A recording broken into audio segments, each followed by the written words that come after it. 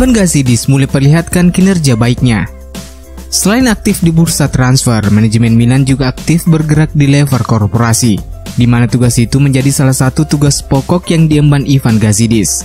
Sebagai CEO, Gazidis dituntut untuk bisa membangun kemitraan dengan berbagai pihak yang menguntungkan bagi klub.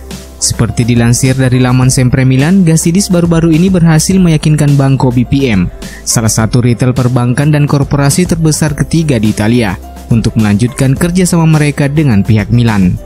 Kerjasama kedua belah pihak sejatinya telah dimulai 2013 lalu, dan kini kerjasama itu kembali berlanjut untuk 3 tahun ke depan. Dengan begitu, Banco BPM akan kembali menjadi sponsor utama untuk tim utama wanita AC Milan. Perpanjangan kontrak kerjasama itu juga telah ditandatangani oleh Gazidis bersama CEO Banco BPM Giuseppe Castagna. Kabar ini tentu menjadi kabar positif khususnya bagi Ivan Gazidis yang belakangan terus mendapat sorotan terkait kinerjanya.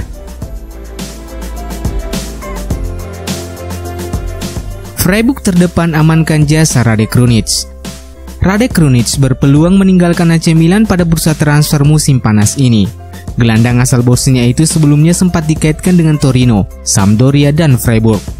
Kini laporan terbaru yang dilansir dari Football Italia menyatakan Krunic sepertinya kian dekat menuju Freiburg. Itu setelah klub asal Bundesliga itu dikabarkan menyetujui nilai transfer yang diminta AC Milan, yakni bernilai 8 juta euro. Radek Krunic hanya membuat 18 penampilan kompetitif untuk Milan musim lalu, dan sebagian besar berangkat dari bangku cadangan. Ia direkrut Milan musim lalu dari Empoli juga dengan harga 8 juta euro. Sehingga penjualan sang pemain ke Freiburg sejatinya tidak akan merugikan AC Milan dan diyakini akan segera terrealisasi dalam beberapa hari ke depan.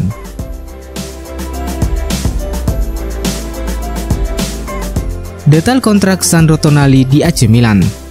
AC Milan akhirnya sukses mengakhiri perjuangan panjang untuk memboyong Sandro Tonali setelah sang pemain akhirnya resmi menandatangani kontrak bersama Rossoneri. Sehari sebelumnya, pemain berusia 20 tahun itu telah menuntaskan serangkaian tes medis dan langsung menandatangani kontrak usai laga pramusim antara AC Milan versus Vicenza.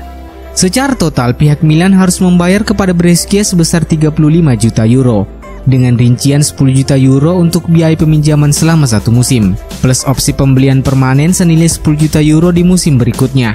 Milan juga harus memberikan dana 15 juta euro yang menjadi bagian klausul ekstra yang meliputi jumlah penampilan dan performa Tonali di musim perdananya di San Siro. Tak hanya mengeluarkan sejumlah uang untuk detail transfer tersebut, Milan juga akan menyerahkan 10% dari nilai transfer Tonali kepada Brescia. Andi menjual gelandang berusia 20 tahun itu di masa depan. Bersama AC Milan, Tonali akan terikat kontrak selama 5 musim dan akan menerima gaji sebesar 2 juta euro per musim. Di Milan, Tonali akan mengenakan nomor punggung 8 yang sebelumnya pernah dikenakan pemain-pemain legendaris Milan seperti Gennaro Gattuso, Frank Rijkaard, dan Alberico Evani.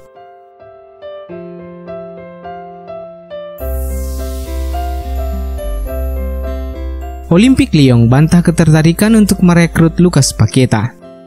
Di bursa transfer musim panas ini, salah satu pemain yang santer diberitakan akan dilepas Milan adalah Lucas Paqueta. Pemain yang didatangkan dari Flamengo itu dinilai gagal memenuhi ekspektasi, padahal Milan mengeluarkan dana yang cukup besar senilai 38 juta euro untuk memboyongnya ke San Siro. Sejauh ini Paqueta sudah memainkan 44 laga bersama Milan di seluruh ajang kompetisi, namun hanya mampu mengemas 1 gol dan memberikan 3 assist. Sebuah catatan yang terbilang buruk untuk pemain yang berposisi sebagai seorang gelandang serang.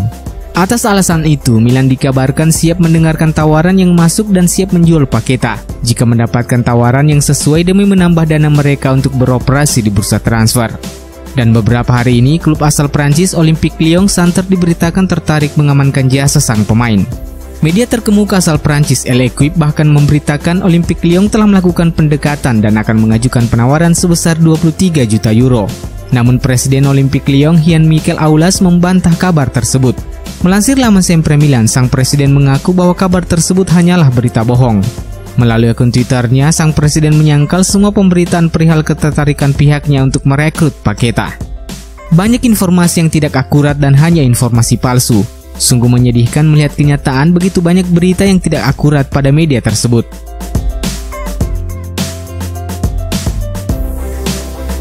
Deputi Donnarumma, Milan merekrut kiper veteran Rumania. AC Milan sedikit lagi mengamankan penjaga gawang baru sebagai pelapis Donnarumma. Rossoneri menjatuhkan pilihan mereka untuk merekrut kiper veteran asal Rumania, Ciprian Tatarusanu yang sebelumnya bermain untuk Olympique Lyon.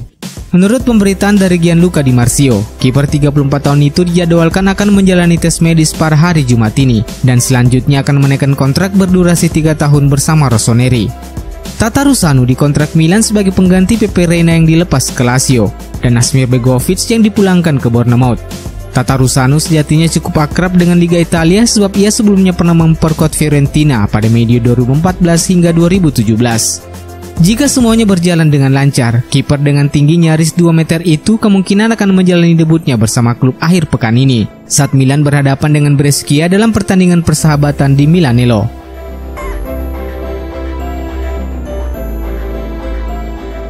Performa Leo Duarte kian jeblok dan strategi Milan datangkan Milenkovic.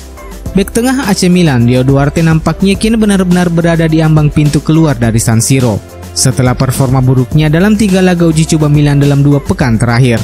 Kendati AC Milan berhasil memenangkan semua laga uji coba tersebut, namun Leo Duarte yang selalu diturunkan di 3 laga itu nyatanya tidak mendapat apresiasi yang positif dari Stefano Pioli.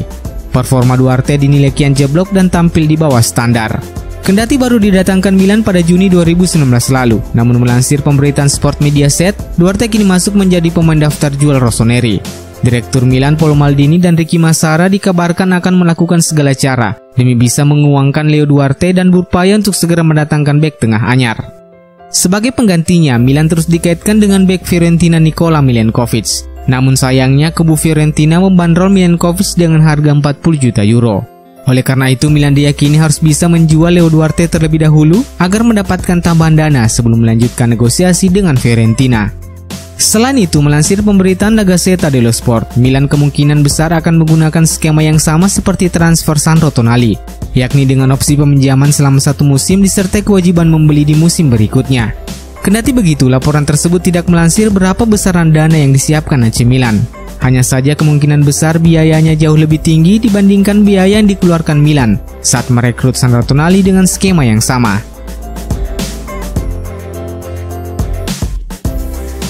Lorenzo Colombo kian moncer, Milan batal rekrut striker baru. Melansir kabar dari jurnalis Sky Sport Italia Pepe Di Stefano, Milan dikabarkan telah mengurungkan rencana mereka untuk merekrut striker anyar sebagai pelapis selatan Ibrahimovic. Antara Rebic maupun Rafael Leao yang biasanya bermain di posisi sayap kemungkinan besar akan menjadi alternatif jika Ibrahimovic tidak bisa dimainkan.